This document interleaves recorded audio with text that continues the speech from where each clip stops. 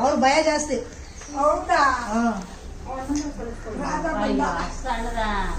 ಮರಿ ಮರಿ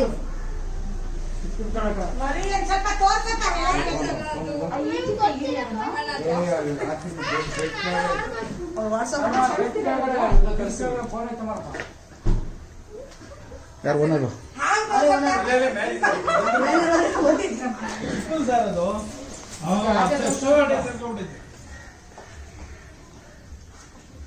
ಮರಿ ಅಲ್ವಾ ಕ್ಲೀನ್ ಮಾಡೋಲ್ಲ. ಸರಿಯಾಗಿತ್ತಲ್ಲ ನೋಡ್ತಾ